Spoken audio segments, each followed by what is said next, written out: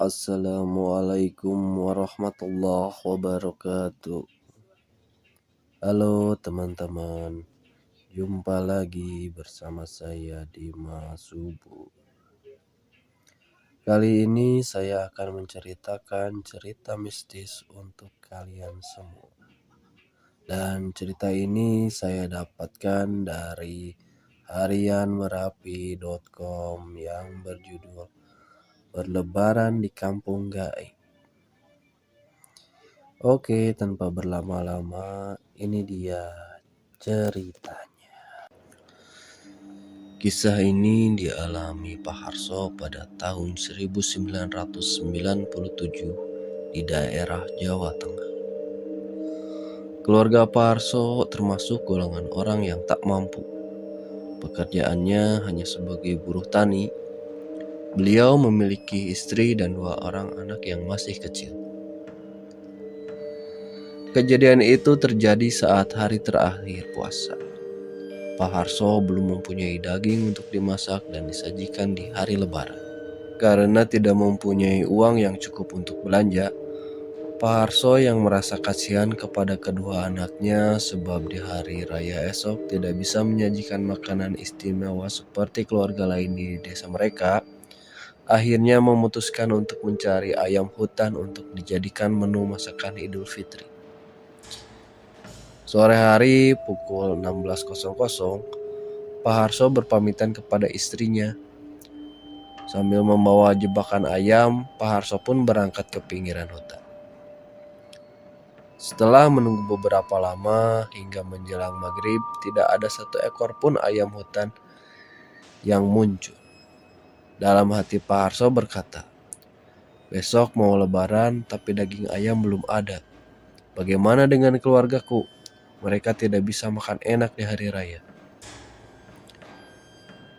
Tentu tak tega sebagai seorang bapak melihat anaknya tidak makan makanan yang istimewa di hari Lebaran. Tidak seperti tetangganya yang makan daging sapi dan daging ayam. Ada rasa sedih saat itu. Saat sedang melamun di pinggir hutan, Pak Harso melihat ada seekor ayam hutan tepat di depannya yang hanya berjarak 5 meter darinya. Pak Harso seketika bergembira melihat ayam hutan tersebut dan langsung ingin menangkap dengan kedua tangannya. Namun ayam itu menghindar dari tangkapan Pak Harso. Anehnya ayam itu tak kabur menjauh, hanya berputar di sekitar Pak Harso. Sementara itu, istri Pak Harso yang bernama Bu Darmi merasa gelisah karena sudah menjelang maghrib tapi suaminya belum juga pulang ke rumah. Entah kenapa saat itu Ibu Darmi seperti mendapat bisikan agar menyusul suaminya ke pinggir hutan. Setelah melaksanakan sholat maghrib, Bu Darmi mengajak kedua anaknya untuk menyusul Pak Harso sambil membawa obor sebagai alat penerangan. Setelah setengah jam berjalan, akhirnya mereka sampai di tempat Pak Harso. Pak Harso sangat kaget melihat anak dan istrinya, lalu berkata, "Kok kesini, Bu?" "Kami khawatir, Pak. Udah malam Bapak belum pulang. Dapat ayamnya, Pak." "Belum, Bu. Itu ayamnya dari tadi aku tangkap belum kena juga. Hanya berputar-putar di sini ayamnya." Saat asik berbincang, tiba-tiba saja ayam hutan itu terbang pendek, loncat masuk ke dalam hutan hingga tak terlihat lagi. Saat mereka kebingungan karena ayam hutannya kabur, entah dari mana muncul suara langkah kaki kuda delman dengan kusirnya yang menghampiri keluarga itu. Dalam hati, Pak Harso dan Bu Darmi berucap, "Kok ada delman di hutan?" Delman dan kusir berhenti tepat di hadapan mereka dan mengajak keluarga miskin itu untuk naik ke atas delman malam. Kusir delman berkata, "Monggo Pak, Bu, Adek, silahkan naik. Saya disuruh menjemput kalian oleh juragan ke rumahnya." Tak banyak pikir panjang, keluarga Pak Harso menurut seolah seperti kena hipnotis. Akhirnya mereka ikut naik ke atas delman. Setelah berjalan cukup lama, akhirnya sampailah delman memasuki perkampungan. Bentuk rumah-rumah bagus semua. tertata rapi di kampung tersebut. Kemudian delman itu berhenti tepat di sebuah rumah mirip gedung yang sangat indah dan mewah. Pintu gerbangnya dijaga oleh 2 orang prajurit berpakaian zaman dulu mirip kerajaan. Kusir delman menyuruh semua keluarga Paharso turun dan mengajak masuk ke dalam rumah mewah tersebut. Dalam rumah mewah itu, Paharso dan keluarganya terkesima melihat seisi perabot yang terbuat dari emas. Dan tak lama muncul sepasang suami istri dan anak-anaknya yang sangat banyak. Sampai bingung Paharso menyaksikannya. Mungkin lebih dari 40 anak-anak di rumah mewah tersebut sedang duduk melingkar di meja makan yang sangat besar.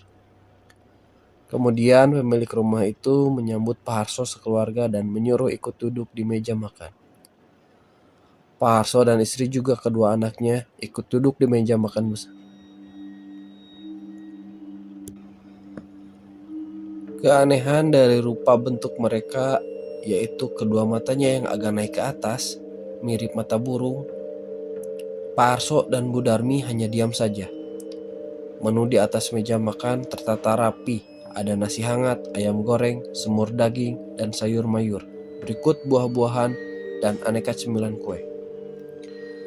Seumur hidup, Paharso belum pernah melihat menu makanan selengkap ini di atas sebuah meja makan.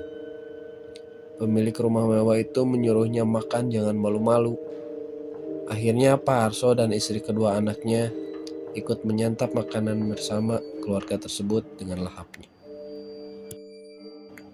Selesai makan, Paharso ngobrol dengan keluarga itu dengan canda tawa. Akrab sekali seolah seperti saudara sendiri. Entah berapa lama mereka mengobrol, Paharso tidak ingat. Yang jelas cukup lama malam itu mengobrol. Kemudian pemilik rumah mewah itu menyuruh Paharso dan keluarga untuk segera pulang. Tepat di depan rumah mewah tersebut, sudah ada 2 delman yang siap mengantarkan pulang, di mana 1 delman untuk Paharso dan istri juga kedua anak. Sedangkan 1 delman lagi khusus untuk barang oleh-oleh pemberian keluarga mewah tersebut. Para pembantu di rumah mewah tersebut menyusun barang oleh-oleh untuk Paharso. Ada beras 2 karung, pisang 1 tandan, 1 karung singkong, dan 10 kelapa. Ada 1 karung tepung terigu, minyak goreng, sekardus ikan sarden, dan masih banyak lagi sembako pemberian diletakkan dalam delman tersebut. Kemudian Paharso sekeluarga berpamitan kepada suami istri pemilik rumah mewah itu. Dan juga pamitan ke anak-anaknya yang jumlahnya sangat banyak sekali. Setelah naik ke atas delman, si kusir segera berjalan dengan diiringi delman di belakangnya yang berisi aneka macam oleh-oleh pemberian dari keluarga mewah tersebut. Sama seperti saat berangkat, di kiri kanan hamparan pohon besar dan jalanan yang sangat halus dan rapi, hingga sampailah delman tersebut di depan rumah Paharso tepat tengah malam jam 00.30. Suasana desa malam itu sepi. Warga telah tertidur pulas. Tak ada suara takbir bergema. Kemudian kusir delman dan Paharso menurunkan semua oleh-oleh hasil bumi dan sembako dibawa masuk ke dalam dapur rumahnya. Selesai semua barang itu diturunkan, lalu kusir delman berpamitan kepada Paharso untuk kembali ke rumah juragannya. Jam menunjukkan angka 01.00. Paharso dan keluarga pun akhirnya tertidur pulas di kamarnya. Saat sedang tertidur pulas, Paharso bermimpi didatangi seekor burung yang cukup aneh. Burung itu datang ke rumah Paharso ingin mengucapkan terima kasih. Memang, saat 7 hari sebelum hari raya Idul Fitri, Paharso telah menyelamatkan seekor burung dari jerat milik orang lain saat ke hutan. Warna burung itu bagus dan indah, dan Paharso tidak tahu jenis burung apa. Yang jelas, saat kena jerat itu, dan pemilik jerat entah kemana. Paharso merasa kasihan. lalu melepaskan burung tersebut ke dalam hutan. Kejadiannya 7 hari lalu sebelum hari raya Lebaran. Entah mengapa, kok tiba-tiba saja burung itu datang dalam mimpi Pak Harso malam itu. Kemudian pagi pun datang menjelang. Pintu rumahnya Pak Harso ada yang mengetuk-ketuk dari luar. Tok tok. Assalamualaikum Pak Harso. Rupanya beberapa tetangga berdatangan ke rumah Pak Harso dan berkata, Pak, kemana aja di hari Lebaran? Kok Bapak sekeluarga nggak ada di rumah? Wajah Pak Harso seketika bingung. Ah, yang bener Pak, bukannya hari ini baru Lebaran? Perasaan saya dan keluarga semalam hanya pergi sebentar, sampai jam 1. Kemudian tetangganya menjawab, benar Pak Harso, kemarin saat Lebaran banyak tetangga desa yang mau datang ke rumah Pak Harso, tapi rumah Bapak sepi dan dikunci. Kemudian hari kedua rumah Pak Harso juga sepi. Kami berpikir Bapak ke rumah mertua Lebaran di sana. Akhirnya Pak Harso bertanya, bukannya hari ini Idul Fitri ya? Para tetangga kini merasa heran dengan pertanyaan Pak Harso. Lebaran sudah lewat 2 hari lalu, Pak. Pak Harso hanya terdiam dan mengalah, tidak mau berdebat masalah Lebaran. Karena Pak Harso merasa orang miskin. Daripada berdebat, lebih baik diam saja. Setelah itu, para tetangga pun berpamitan. Pak Harso penasaran dengan semua kejadian aneh ini. Lalu dia teringat dengan oleh-oleh pemberian dari pemilik rumah tersebut. Kemudian Pak Harso dan istrinya menuju ke dapur dan melihat oleh-oleh hasil bumi dan sembako itu. Ternyata asli, masih ada. Ada wujudnya beras bisa dimasak oleh istri dan pisang juga digoreng. Pak Harso berkata, semua sembako dan hasil bumi asli wujudnya. Pak Harso menyimpulkan bahwa mereka sekeluarga telah dibawa masuk ke kampung gaib jin muslim jelmaan dari seekor burung hutan yang telah dia selamatkan dari jerat. Sebuah pengalaman di tahun 97 yang tak mungkin terlupakan oleh Pak Harso dan Bu Darmi beserta kedua anaknya. Seiring berjalannya waktu, alhamdulillah Lebaran tahun berikutnya keluarga Pak Harso tak lagi dalam kesusahan dan selalu ada rezeki saat merayakan Idul Fitri di desanya. Oke teman-teman, sekian dulu cerita kali ini. Buat yang punya pengalaman seru, bisa di-share melalui email ya.